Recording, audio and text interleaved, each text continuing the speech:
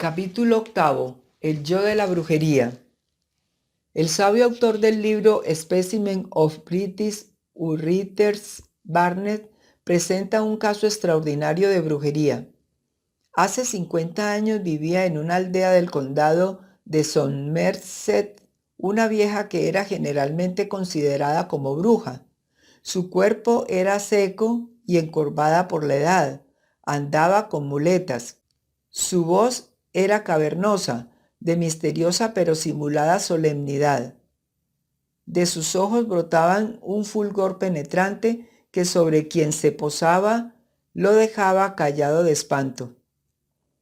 De pronto un joven sano y mozo de unos 21 años de la misma localidad fue asaltado por una pesadilla tan persistente que su salud resultó afectada y en un plazo de 3 o 4 meses se quedó débil, pálido y flaco con todos los síntomas de una vida que se agotaba. Ni él ni nadie de los suyos dudaban de la causa, y tras celebrar consejo, tomó él la decisión de esperar en vela a la bruja. Así, la misma noche siguiente, hacia las 11:30, percibió unos pasos quedos y sigilosos en la escalera. Una vez hubo llegado el amedrentador ser al cuarto, fue al pie de la cama, subió luego a ella y se arrastró lentamente hacia el mozo. Él dejó hacer hasta que ella llegó a sus rodillas y entonces la asió con ambas manos por el pelo, teniéndola sujeta con convulsa fuerza, llamando al par a su madre que dormía en una habitación contigua para que trajese luz.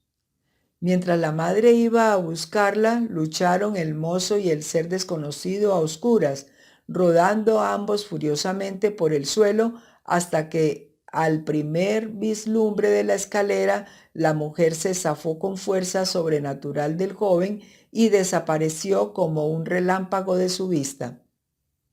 La madre encontró a su hijo en pie, jadeante aún por el esfuerzo y con mechones de pelo en ambas manos. Cuando me relató el fenómeno, dice Barnett, le pregunté con curiosidad de dónde había sacado el pelo, a lo que respondió: fui torpe en no haber logrado retenerla, pues ello hubiera demostrado mejor la identidad de la persona. Pero en el torbellino de mis sensaciones la hice caer al suelo y la bruja a quien pertenecían los cabellos tuvo buen cuidado en no aparecer más a mi vista, ni por lo demás venir a molestarme de noche, pues se había llevado una buena zurra. Es raro, añadió, que mientras la tenía asida y luchaba con ella, aunque yo sabía quién debía ser, su respiración y todo su cuerpo parecían de una lozana muchacha. El hombre a quien esto aconteció vive todavía. Me contó el episodio más de una vez y por ende puedo certificar sobre la autenticidad del hecho, piénsese como se quiera sobre la causa. Comentando el caso, dice el sabio Waldemar, este relato contiene 2 puntos de mucho peso. En primer lugar, al joven le constaba que su pesadilla tenía por causa la bruja que vivía en la localidad y también conocía a esta bruja de sus fugaces encuentros al paso durante el día y en sus visitas astrales nocturnas. En segundo término, la bruja encorvada por la edad y sostenida por muletas se transformó al cabo de varios meses, durante los cuales él fue debilitándose y consumiéndose en la imagen de una lozana muchacha, donde ha de hallarse la causa de este evidente rejuvenecimiento de la vieja.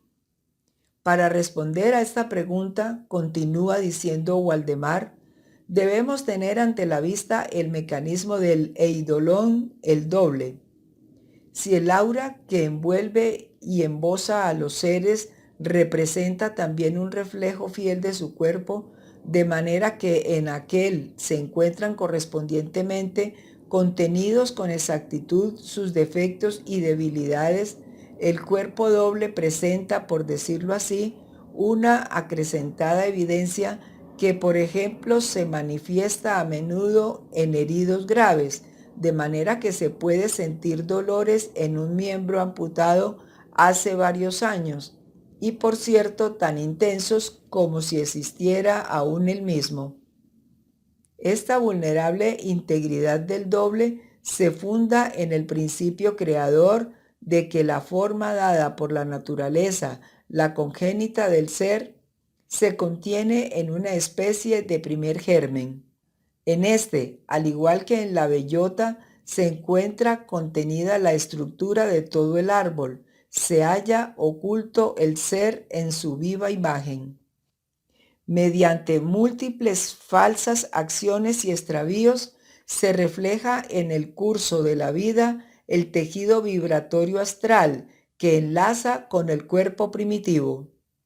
Con respecto a los cuerpos primitivos, desearíamos señalar aún que el profesor Hans Spemann de la Universidad de Edimburgo obtuvo en el año de 1955 el Premio Nobel de Medicina y Psicología debido a su comprobación en trascendentales estudios de que en los tempranos estadios del desarrollo embrionario se halla activo un escultor de la vida, un ideoplástico químico que forma el protoplasma según una imagen predeterminada.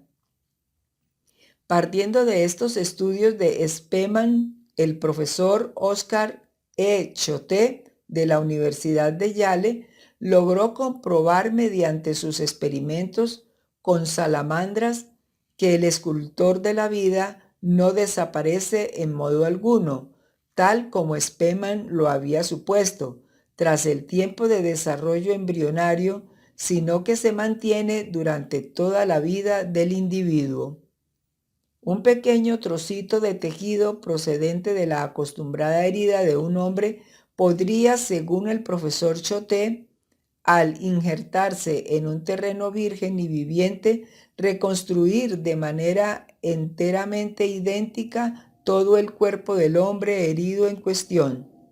¿Acaso los experimentos en los laboratorios de homúnculos conducirían algún día a reforzar prácticamente en medida insospechada las teorías del profesor Choate?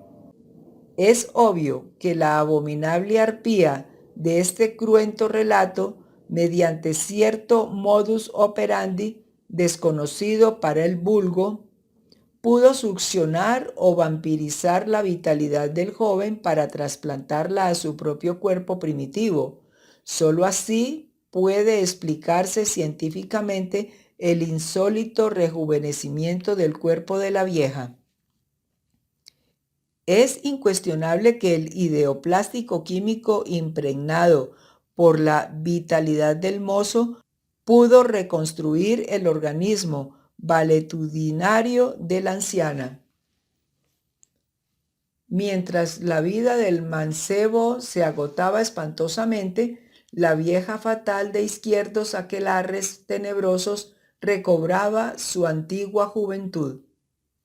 Es palmario que el muchacho habría podido capturarla si no hubiese cometido el error de asirla por el pelo. Mejor habría sido agarrarla por la cintura o por los brazos.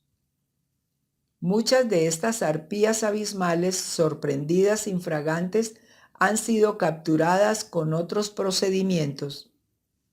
Algunas tradiciones antiguas dicen: si ponemos en el suelo una tijera de acero abiertas en forma de cruz, y si regamos mostaza negra alrededor de este metálico instrumento, cualquier bruja puede ser atrapada.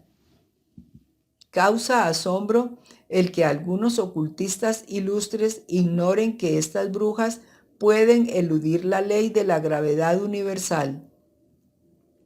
Aunque parezca insólita la noticia, nosotros enfatizamos la idea de que esto es posible metiendo el cuerpo físico dentro de la cuarta dimensión. No es en modo alguno extraño el que estas arpías, metidas con su cuerpo físico dentro de la dimensión desconocida puedan levitar y viajar en pocos segundos a cualquier lugar del mundo. Es ostensible que ellas tienen fórmulas secretas para escaparse del mundo tridimensional de Euclides. En términos estrictamente ocultistas, bien podemos calificar a esas criaturas tenebrosas como jinas negros. El organismo humano ofrece ciertamente posibilidades sorprendentes. Recordad, amados lectores, a la execrable Seleno y sus inmundas arpías, monstruos con cabezas y cuellos de mujer, horrendos pajarracos de las islas estrófadas que se encuentran en el mar Jónico. Provistas de luengas garras, tienen siempre en el rostro la palidez del hambre, furias terribles que con su contacto corrompen todo cuanto tocan y que antes fueran hermosas doncellas. La capital principal de todas estas abominaciones está en Salamanca, España.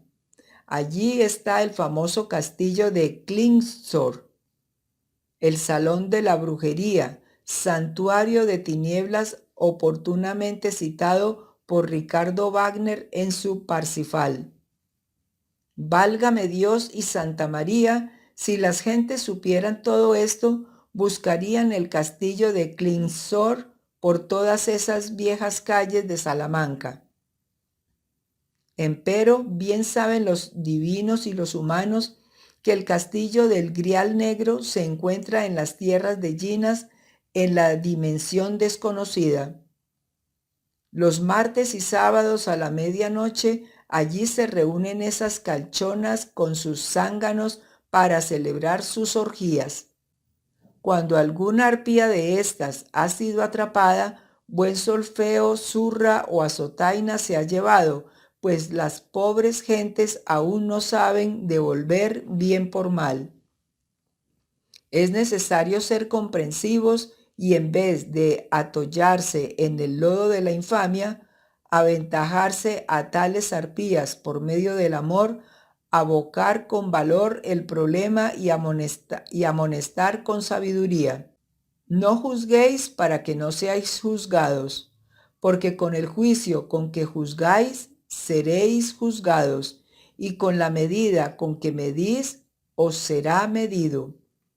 ¿Y por qué miras la paja que está en el ojo de tu hermano y no echas de ver la viga que está en tu propio ojo? ¿O cómo dirás a tu hermano, déjame sacar la paja de tu ojo y he aquí la viga en el ojo tuyo? Hipócrita, saca primero la viga de tu propio ojo y entonces verás bien para sacar la paja del ojo de tu hermano. Aquel que esté limpio de pecado, que arroje la primera piedra. Aunque parezca increíble, es bueno saber que muchas personas honorables y hasta religiosas cargan dentro del yo de la brujería. O en otras palabras diremos, gentes honradas y sinceras, que en su presente existencia nada saben de ocultismo, esoterismo, etc., llevan sin embargo adentro el yo de la brujería. Es obvio que tal yo suele viajar a través del tiempo y la distancia para causar daños a otros. Cualquier fugaz interés por la brujería en alguna vida anterior pudo haber creado tal yo. Esto significa que en el mundo existen muchas gentes que sin saberlo practican inconscientemente la brujería. En verdad os digo que son muchos los devotos de la senda que también llevan dentro de sí mismo el yo de la brujería. Concluiremos el presente capítulo diciendo, todo ser humano, aunque esté en la senda del filo de la navaja, es más o menos negro en tanto no haya eliminado el yo pluralizado.